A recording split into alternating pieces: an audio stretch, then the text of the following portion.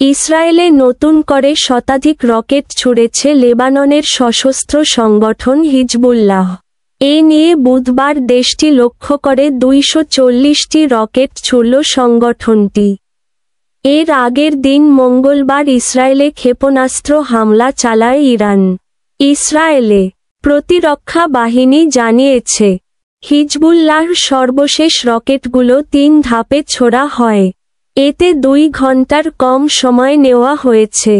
এই রকেটগুলোর বেশিরভাগই ইসরায়েলের আপার গ্যালিলি অঞ্চলের পশ্চিমাংশে উন্মুক্ত স্থানে পড়েছে।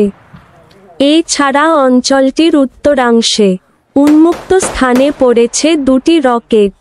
গত বছর ফিলিস্তিনের গাজায় ইসরায়েলের হামলার পর থেকে দেশটিতে প্রায়ই হামলা চালাচ্ছিল ইরান সমর্থিত গোষ্ঠী হিজবুল্লাহ।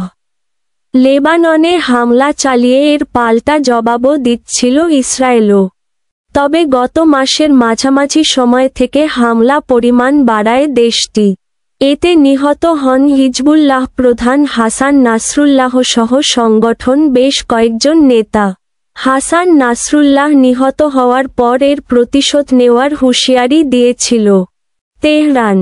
এর পরপর মঙ্গলবার ইসরায়েলে প্রায় 200টি ক্ষেপণাস্ত্র ছোড়ে ইরানের সামরিক বাহিনী। এসব ক্ষেপণাস্ত্রের বেশিরভাগই ঠেকিয়ে দেওয়ার দাবি করেছে ইসরায়েল। দেশটির পক্ষ থেকে জানানো হয়েছে, ইরানের হামলায় মঙ্গলবার ইসরায়েলে কেউ নিহত হননি।